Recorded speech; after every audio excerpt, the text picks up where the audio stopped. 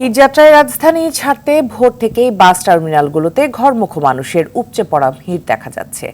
রাজধানী গুলিস্তান, মহাখালী, গাবতলী ও Sayedabad bus terminal সহ দূরপাল্লার বাস কাউন্টারগুলোতে ভিড় করছে যাত্রীরা। তারা জানান, স্বজনদের সঙ্গে ঈদ উদযাপন করতে ভোরের আলো ফোটার আগেই ঘর থেকে বেরিয়েছিলেন। নির্ধারিত সময়ে অনেকে বাস না ছাড়াও ভাড়া বেশি নেওয়ার অভিযোগ করেছে তারা। বাস কাউন্টার থেকে জানানো হয়, ঢাকায় ফিরতে সময় বেশি লেগে যাওয়ায় নির্ধারিত সময়ে বাসগুলো টার্মিনাল বা কাউন্টারে পৌঁছতে পারছে না। এজন্য বাস ছাড়তে কিছুটা দেরি হচ্ছে।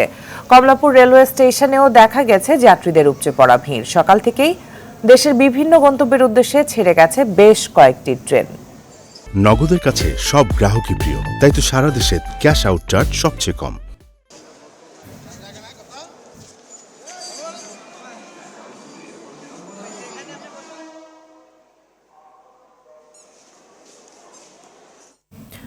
দর্শক, এই মুহূর্তে রাজধানীর সায়েদাবাদ বাস টার্মিনাল থেকে সরাসরি যুক্ত হচ্ছেন সহকর্মী আশিকুল আলম। আশিক, রেল ও বাসে ঈদ যাত্রায় কি অবস্থা দেখছেন এবং যাত্রীদের কোনো ভোগান্তি দেখছেন কিনা? নিতু, ধন্যবাদ আপনাকে। গতকালকের তুলনায় আজকে কিন্তু যাত্রীদের ভোগান্তির পরিমাণ অনেকটা বেড়েছে। আমরা যেমনটা দেখছিলাম সকাল থেকে, ঠিক ফকিরাপুল থেকে সায়েদাবাদের যে রাস্তাটি রয়েছে সেই রাস্তাটিতে কিন্তু তীব্র যানজট রয়েছে। পাশাপাশি খিলগা বাসাবো হয়ে যে রাস্তাটি সায়েদাবাদের দিকে এসেছে সেই রাস্তায় কিন্তু তীব্র যানজট রয়েছে। এবং এখন যে আমরা যেই জায়গাটিতে আছি সেখানে কিন্তু বেশ কিছু যাত্রী তারা অপেক্ষা করছেন বাসের জন্য, কারণ নির্দিষ্ট সময়ে কিন্তু গাড়ি আসতে পারছে না এই দীর্ঘ যানজটের কারণে। আমরা দেখছিলাম যে ট্রাফিকের যারা দায়িত্বে রয়েছেন তারা কিন্তু বেশ ছিলেন।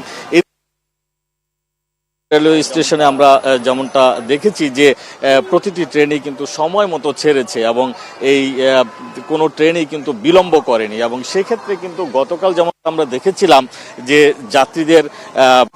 যাত্রীদের মানে ট্রেন মিস করার সংখ্যা খুবই কম। যেমনটা আমরা দেখছি যে মিস করার সংখ্যা কিন্তু অনেক বেশি, কারণ এই যানজটের কারণে অনেকেই কিন্তু সময় মতো তাদের এই কমলাপুর রেলওয়ে স্টেশনে তারা পৌঁছাতে পারছেন না, যার কারণে কিন্তু অনেকেই ট্রেন মিস করছেন।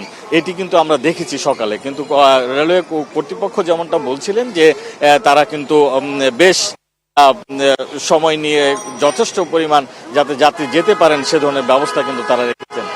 মিতু, আপনাকে যদি আরেকটু দেখাই যে ঠিক এখন যে জায়গাটিতে আমরা আছি, সায়েদাবাদের যে প্রবেশ মুখটি, সেই প্রবেশ মুখে দীর্ঘ যানজট রয়েছে। আপনি দেখতে পাচ্ছেন যে প্রচুর গাড়ি কিন্তু একের পর এক খুব ধীর গতিতে আগাচ্ছে এবং এরা কিন্তু খুব সহজে কিন্তু যেই জায়গাটিতে যাওয়ার কথা, মেইন যে টার্মিনাল প্রবেশের যে জায়গাটি, সেই জায়গাটিতে কিন্তু সেভাবে তারা যেতে পারছেন না। এবং অনেক যাত্রীকে আমরা দেখেছি যে বেশ যাত্রী যারা দীর্ঘ সময় পর্যন্ত হয়তো যাদের গাড়ি ছাড়ার কথা ছিল 9টা, এখন কিন্তু 10টা বেজে গেছে প্রায়, এই সময় পর্যন্ত কিন্তু তারা যেতে পারছেন না।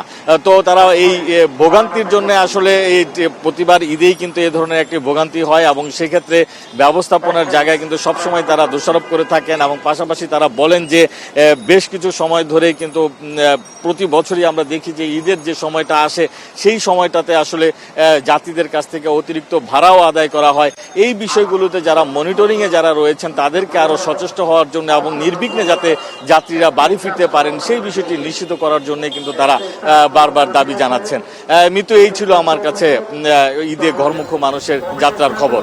আশিক, অসংখ্য ধন্যবাদ আপনাকে আমাদের সাথে যুক্ত হবার জন্য।